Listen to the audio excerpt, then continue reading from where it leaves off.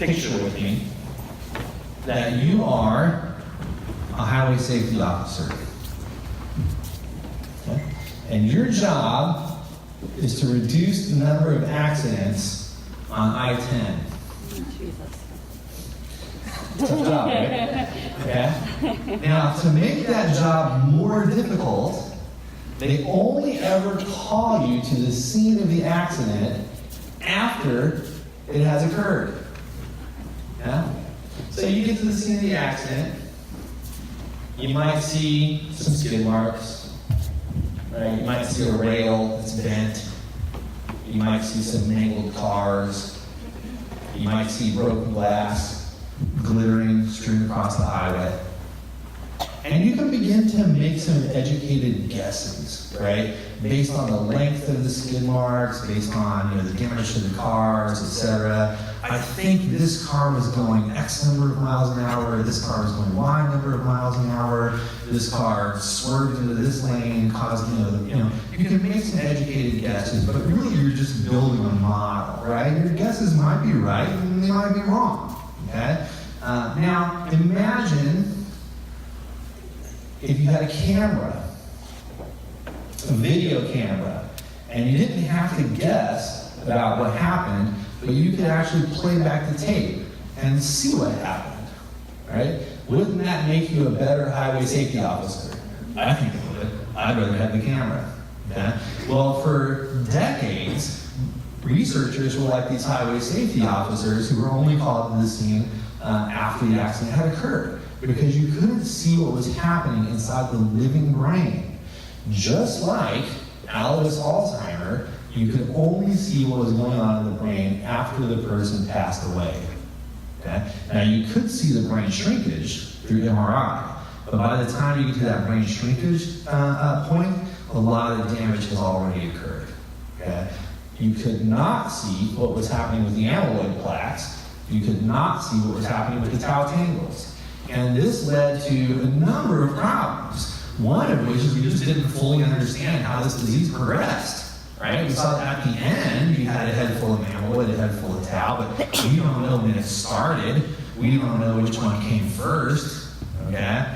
We didn't know the order of events, right? We just knew what was there at the end. And we could make some educated guesses, but wouldn't we rather have a camera? Okay? I would. The other problem is for clinical trials. It turns out that when you do clinical trials, you usually follow people for a long time, right? Even after the trial is over, and you follow them all the way until they pass away, unfortunately. And you can then, after people have passed away, take the brain out, look for the amyloid plaques, look for the tau tangles. Did they have Alzheimer's disease? In the old days, when we didn't have the video camera, okay, we were misclassifying people into clinical trials 25 to 30% of the time. 25 to 30% of the people in Alzheimer's clinical trials did not have Alzheimer's. They had Lewy bodies, they had vascular, they had frontotemporal dementia, they had something else, not Alzheimer's. Now you can imagine what that does to your ability to actually have a clinical trial that works, right? Especially if you're trying to do a disease-modifying medication. For another symptomatic medication, it's probably okay. These symptomatic medications, in some ways, don't care what's causing the dementia, right? Just like pain medication doesn't really care what's causing pain, right? It's going to work. If you take an opiate, it's going to kill your pain, right? Regardless of what's causing it. So if you just want to make a new symptomatic medication, you can do that, sort of stumbling around in the dark in terms of what's actually happening in the brain. But if you want to do a disease-modifying medication, you better know what's happening in the brain. Well, we are living in a new scientific revolution. A new scientific revolution started 10 or 12 years ago. This scientific revolution has to do with what we call amyloid PET imaging.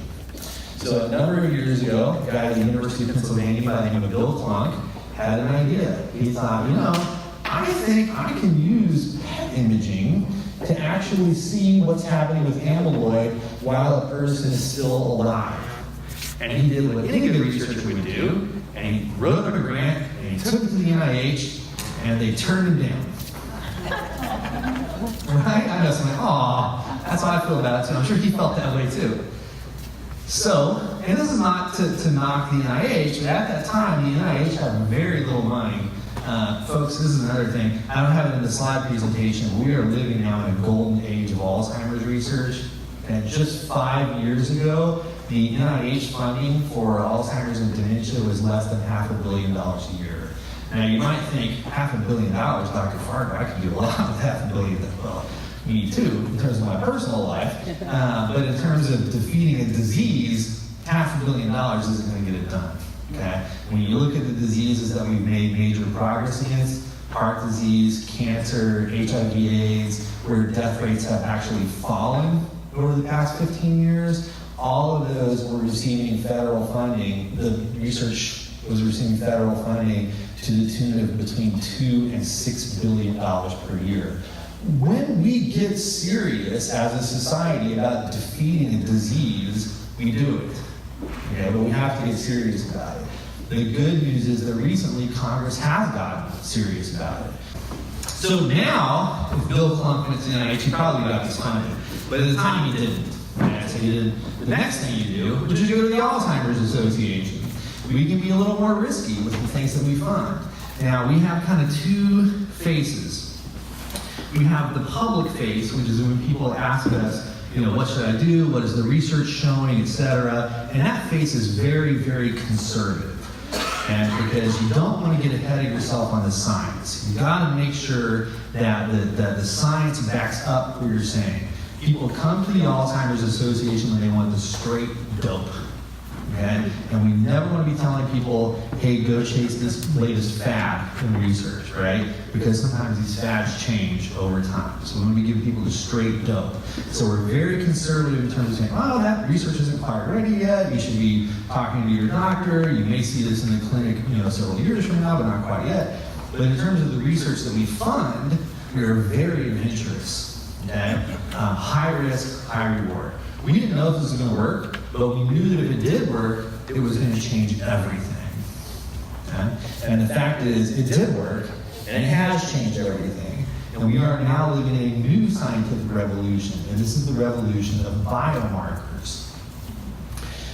So what you see on the top here, this is a person who does not have any amyloid in their brain, and this is a person on the bottom who has Alzheimer's disease, and you can see their brain is just lit up with amyloid.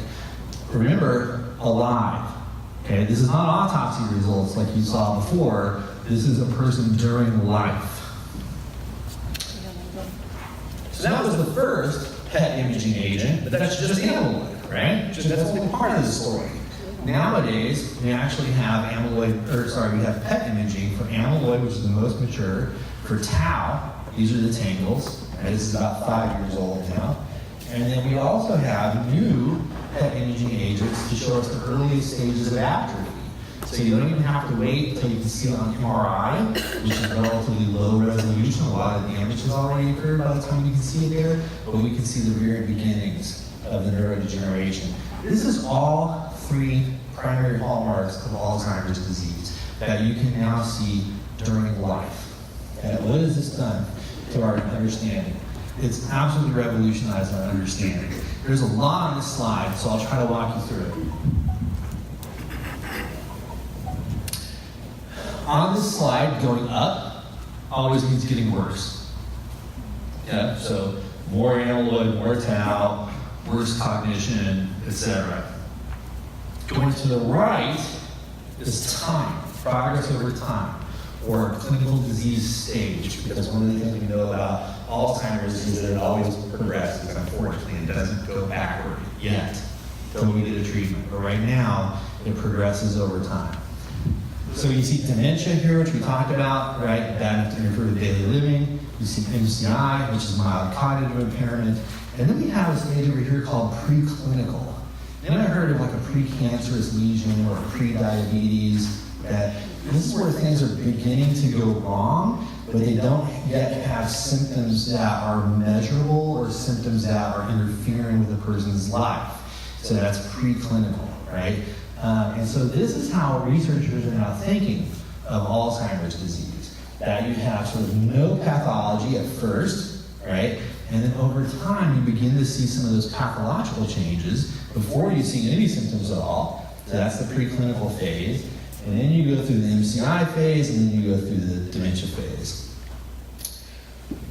The red curve here, this is amyloid. Amyloid is the first thing that really begins to build in Alzheimer's, the first thing that begins to build up with any level of importance. After amyloid, you begin to see tau. That's the yellow curve. Okay, there's actually a lot of time that can go by between the amyloid buildup and the tau buildup. Shortly after you begin to see the tau buildup, you begin to see the neurodegeneration, and that's in this cyan or blue color here. Okay? And then later, you begin to see the changes in cognition, function, etc. Right? So you have this fairly long preclinical period. Actually, the time after amyloid begins to build up and before you begin to see symptoms that your physician can measure is 20 years. 20 years. There are people here, myself maybe included, who have a head full of amyloid right now. Okay? And don't know it. Right? And we may not know it for years to come. Okay? Again, not to scare you, that is a 20-year window of hope. That is a 20-year window in which science may be able to intervene. Don't raise your hand. Will anybody here take a statin? Yeah? That's a don't raise your hand. So I'll just tell you a little bit about me. I have a genetic condition that causes me to have very high cholesterol. And it was actually found by my optometrist in my mid-20s because I was getting buildup of cholesterol rings in my eyes. And the first time he told me this, I was like, whatever. So I go back next year, same thing. Okay? Because you really need your cholesterol tested. So I did, and it was off the charts. Actually, to the point that when the physician called me back, he didn't just give me my results. He didn't even say, come in and talk to me so I can give you the results. He said, make an appointment with a cardiologist now. Yeah? And that's what I did, and so I've been on a statin ever since. This is what we see the future of Alzheimer's disease treatment looking like. You go to your doctor, you get a blood test for your amyloid levels, your tau levels, maybe the beginning of neurodegeneration. If it's high, they can give you a medication, a disease-modifying medication that can stop that. Okay? That is very likely what the future of Alzheimer's disease will look like. Now, we're not there yet, but it's this understanding and being able to track what's happening with these brain changes during life that's making that possible. We used to do clinical trials in Alzheimer's way over here because you had to get a clinical diagnosis of dementia, and then, like I said, a lot of times you didn't even have Alzheimer's dementia. We can now do clinical trials here and some even here in the preclinical stage, knowing actually that the people who are in those trials actually have Alzheimer's changes in their brain. So that's changed so much.